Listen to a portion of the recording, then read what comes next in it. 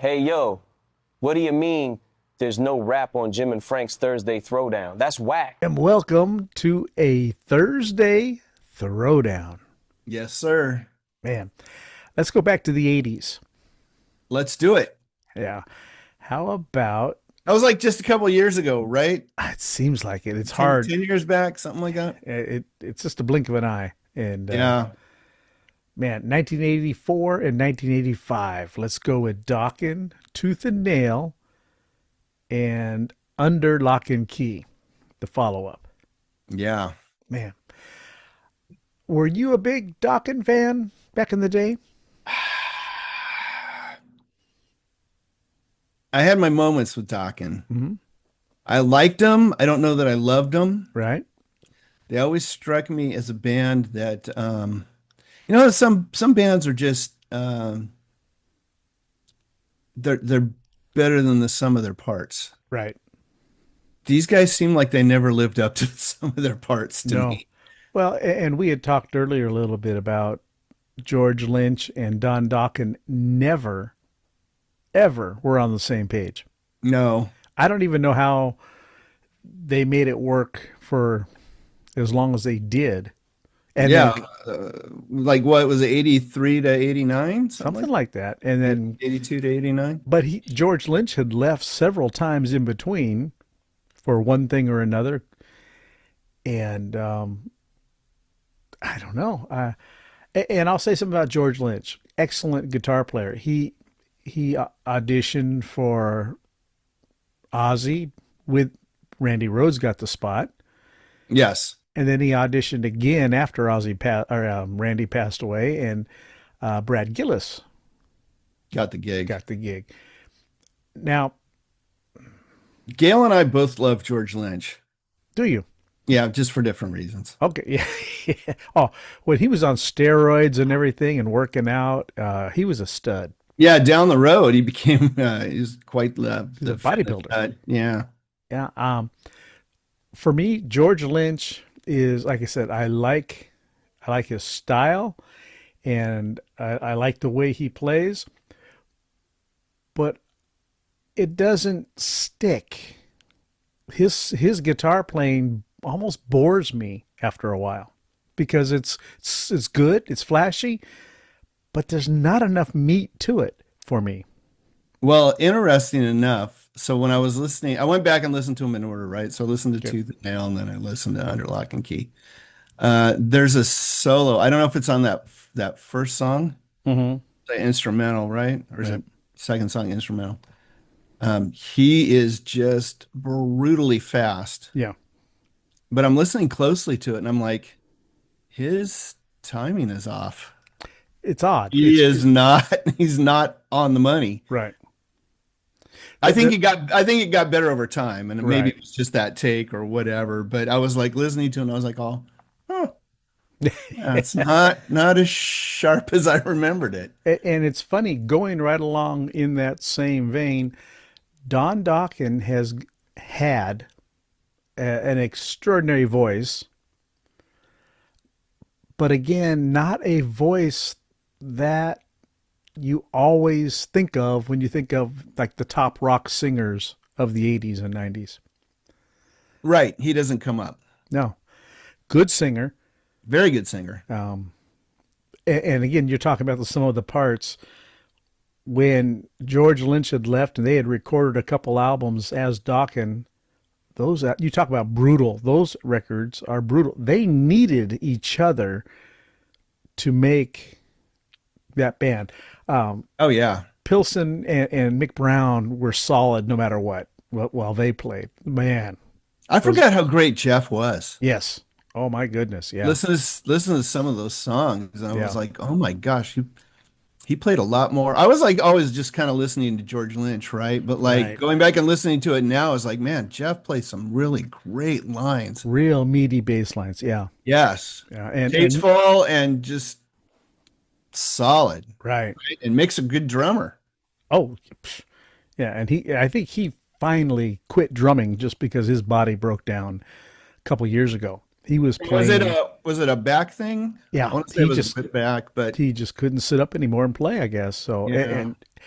and everybody that played with him said the way he beat the heck out of them drums, it's no wonder. Yeah. So he's just ferocious.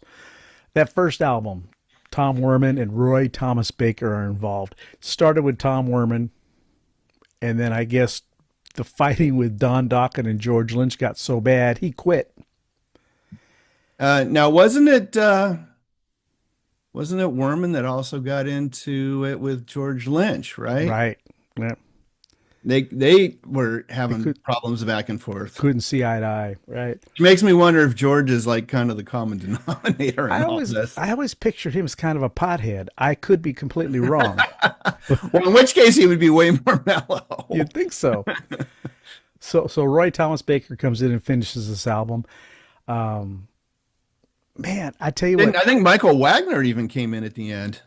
Michael Wagner was always as an engineer or somewhere involved because him and did the mixing. Maybe that's. I think he did the mixing at the end. Him and Dokken have always been super tight. They worked together with Great White and were big friends with Jack Russell. So yep.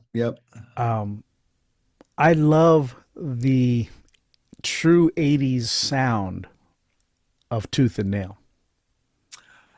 It's interesting that you said that because it sounds very much like a typical hard rock 80s album, the way it's produced. Yes. And the way the vocals are produced. We'll get into that a little more when we get into Under Lock and Key. Right. Now, the singles are Into the Fire. Yes. Cool song. Just Got Lucky, maybe my favorite Dokken song of all time. Yeah, understandable. I love the way that song moves. Yes. And then, of course, the ballad, Alone Again. I was never floored by that song. It's a simple song to play. I learned it early on as a teenager. Yeah. How to play it. But yeah, it's just the ballad that had to be on the record. To me, it's not a great power ballad. Right. It's good. Yeah. And when you look at the streams from that album, Alone Again is the far and away blows every other track off the charts. I really think we've talked about, and it'll kind of tie in when we get to Under Lock and Key. Dokken, and I've said this about other bands, and I don't know if it makes sense or not, but in my mind, they appealed to the girls an awful lot. And Alone Again was one of those songs that was a huge, huge radio hit that the girls loved. Right. So I maybe it's just tied to the video. I don't know. Yeah, I've listened to that song a gazillion times. I think it's okay. Right. But if you said like pick, some of the best power ballads out from the 80s, Alone Again would not make that list for me. No. And again, I go back to George Lynch on all the songs on the album. I just kind of they just miss me. They just go off to where I don't have to have this on repeat. I probably loved it a lot more back in the day, but I Under Lock and Key was the first record I got. Okay. So then I went kind of backwards. Okay. I think even to the debut and then probably Tooth and Nail. Okay. After that. It's exactly, so what year did we say? 84 for Tooth and Nail. Okay. Yeah. It's exactly the kind of thing I would have been listening to in 1984. Yep. And it went platinum. So they sold. It did go platinum. Yeah. 10 months. Right. It took for it to go platinum. And then it was another year, I think, before it went, no, it went gold. Gold in 10 months. There you go. In 10 months. And then it was another year before it went platinum. Right. And they were opening for some pretty big bands at the time. They weren't headlining right away. So they got some traction. But yeah. And I think, tell me what you think of this. I think the singles are probably the strongest songs on the record. Most definitely. A lot of this record, again, like I said, this is as much as I love the sound of this record, I don't have to listen to it all the time because of the other songs that are on there. They're not filler, but yet they're not necessarily memorable. You hit it right on the head for me too. Yeah. Same thing. But it's the kind of thing I would have been listening to because I wanted to hear George Lynch burn. Well, let's move to Under Lock and Key. Ah, okay. Okay. I was reading the other day that Don Dokken was fascinated with the production of Def Leppard and those big old vocals in the background. Oh boy, can you hear that? This record is, yeah, it is a definite reflection of that style of production. One of the reviews I read said it sounds like they're trying to cop Def Leppard Oh, sound. there you go. Yeah. Um, But I will say, so like the background vocals, the way they are produced on this record, mhm. to me, much more orally pleasing than Tooth and Nail. Tooth Okay. and Nail sounds Yes. like it's produced like just a hard rock record. Well, yeah. Well, Tooth and Nail to me sounds like you got four guys in the studio and they're almost playing it live, Yeah. right? Yes. And Under Lock and Key is a very produced record, and I think this is one of the reasons why George left. He didn't care for this style of production. I'm sure it was a lot of work for him. Well, he seemed to have a gripe about everything. Yeah, it seems that way. I think it's a nicely produced record, and I think it's a Mhm. nice sounding record. Right. And I think song for song, it's probably got better songs on it for my money. Well, they definitely improved on the songwriting, and Don Dawkins always been a good songwriter. Um, it hasn't always translated onto vinyl, in my opinion. But Yeah. his singing style, he's not a screamer. He's a singer. Was, I should say, a singer. You've heard the newer stuff where they have to tune down so far. Poor guy just has issues now. Yeah. It's sad. It's rough. You know, you probably had the weird stars Oh yeah, thing, right? I don't know if you saw that video, but like all the other singers had like some crunch to their voice. Well, Don's a very smooth singer. smooth There's guy. no, Yeah, I guess when they were doing it, they're like, man, it sounds like wimpy. Like they're trying to tell him like get some gusto behind your yeah. voice, you know? That's not his style. It's not his style whatsoever. There's no grit to it. I mean, I won't say he's a crooner, but you know, he's got a very smooth singing style. Right. No rasp to it or anything like that. No, and there are a few higher uh, screams he'll do here and there. Yeah. I mean, And he can hold his own on that. yeah, and he can hold those notes. That's one thing I'll say. Like you said, not a crooner, but he is a singer. Yeah. The singles, The Hunter, I think these are weak compared to the first album. I think that song is, what other singles do they have on there besides The Hunter? In My Dreams, In My Dreams, which was right? pretty big. Which is pretty Def Leppard-y. Yeah, and It's Not Love. Yeah. So I think of the three, I think The Hunter is probably the weakest of the bunch. Right. I would not have picked that for the single. Um, what's the opening track on the record? I have to go back and look.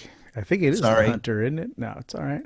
No, I think Hunter's maybe second track on there. Okay, let's see here. Unchain the Night. That would have been my first single. Same with me. Yeah, Or I would have made that the second single after the other one. right. And there's some other Not good Love. tunes on here. Lightning Strikes Again. That's where he really screams. Mm-hmm. I don't know. Again, we get into some ballads and some different things too that I'm not, totally. It's a commercial record. Very much so. They were actually, They really wanted to hit. yeah, there it is. There, I agree. It was still the 1985, still kind of the hair metal, the tail end of the big hair and the poof and all that kind of stuff. And Well, this is right before Guns N' Roses comes and kicks Yeah. everything kind of in the butt. But I can understand where they're coming from. So Right. when you look there, his first album was released in 1981. right, I think it was released as Don Dokken. I don't right. even It think it was wasn't Doc. Dokken yet. Correct. It gets re-released in 83, and then Elektra tells him, You're done." Yeah.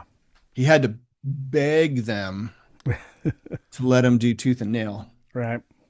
Right. And it paid off, right? They had some hits on it, and they got some sales, Right. especially after Alone Again was released as a single, right, in the video. Right. I agree with you. I think songwriting is probably much stronger. Interestingly, one of the reviews I read for it said, it was kind of saying like, yeah, it's going to lose like the earlier fans. Mm-hmm. It's a little too smooth, a little too polished. And there's a great line. I don't think I've ever heard it. Sounds like a band that's just been fed. Ah, okay. Yeah. They're content at this point. Yeah. No longer hungry. Right. Well, I lost interest in the band with this record because of the I could see that. smoothness of it all. Yeah. That's all. And again, I always liked his voice. And again, the band itself were good, but the production, Neil Kernan, don't know who he is. I'm sure he's done something, but him and Michael Wagner were the producers on this record. Yeah. And they gave Don everything he wanted, obviously. Yeah, I think Michael turned out a great record. Yeah. I mean, as a record, I think it's solid. I think the songwriting's better. Right. I think the production is radio ready. Yes. Oh, yeah. I think if you skip over Under Lock and Key and jump to the next record, I think you'll like it more. Right. I think it's edgier. Well, let's see. Looking at it, we had Back for the Attack. Yeah, Back for the Attack. Yeah. And Breaking the Chains. Like I said, after George left, there's some albums on there that were just put out by Dokken with I don't know who the guitarists were. They're hard to listen to. He had some good guitar players come in. Yeah, but I think Warren G. Martini did a stint. I don't know if he played on any records, but probably toured with them. Right. Well, and then they turned around and did a greatest hits record that was re-recorded completely, so they didn't have the rights anymore. So, yeah. All right. Well, let's talk about these two albums then. If you had to pick one over the other, do you favor Tooth and Nail because of its grittiness, or do you prefer Under Lock and Key with its polished nod to Def Leppard? Well, like I said, that was my starting point. So that was my introduction. I think I would probably go with Under Lock and Key, just because I think it's a better produced record. I think the songs are a little stronger. It doesn't rock as hard as Tooth and Nail. I mean, Tooth and Nail is a blistering song. Yep. Oh, yeah. Again, Mick Brown is bringing that thing home. Right. But same thing, like I was saying, like you were saying earlier, like good songs, not super memorable. Mm-hmm. They're great driving down the road songs, banging your head too. Right. But I don't think they stick with you the way the other album does. So I'm going to go Under Lock and Key. All right.